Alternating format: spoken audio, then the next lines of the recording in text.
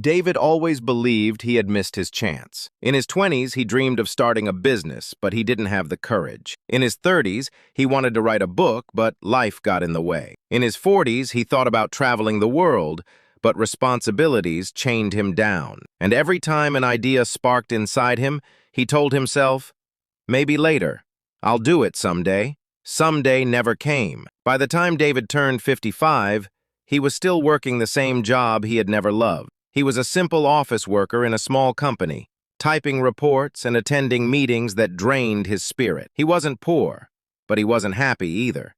Deep inside, he felt like he had wasted the most precious gift anyone could have, time. To make it worse, people around him reinforced his fears.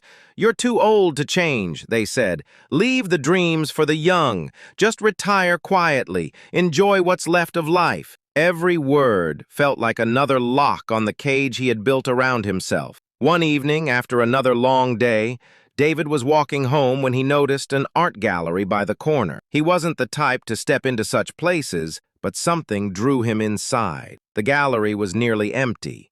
The white walls were covered with painting, but one in particular caught his eye. It was of an old, twisted tree. Its branches bent, its trunk scarred, yet it stood tall against the wind. Below the painting were these words: "The best time to plant a tree was 20 years ago. The second best time is today." David froze. It felt like the painting was speaking directly to him. For decades, he had convinced himself that he was too late. But what if? What if today was still good enough? That night, he sat at his desk. He pulled out a blank notebook and with shaky hands, he wrote the first sentence of the book he had dreamed about for 30 years. His handwriting was messy, his thoughts scattered, but he kept going. For the first time in decades, he felt alive. At first, he wrote only a page a day.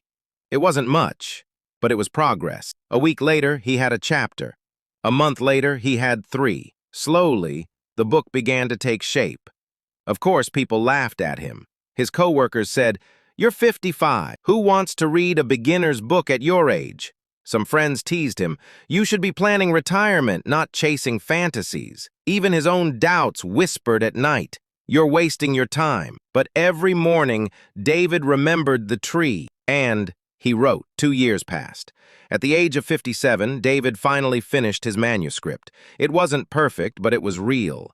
He sent it to publishers, most of whom rejected him. But instead of giving up, he decided to self-publish. To his surprise, the book resonated with people. Readers didn't care about his age, they cared about his words, his honesty, and the wisdom born from decades of living. Within a year, his book became a bestseller in its category. Emails flooded in from readers saying, "Your story gave me the courage to start my own journey."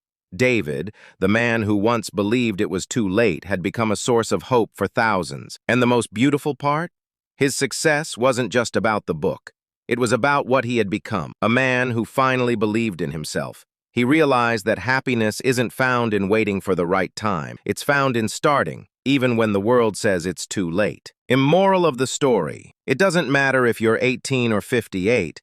Time doesn't run out until you decide to stop. The perfect moment you've been waiting for, it doesn't exist. The only perfect moment is now. Plant the seed today. Chase the dream today. Because someday, today, will be the moment you're most grateful you started. If this story inspired you, make sure to hit like and subscribe. It could be your very own last step toward success.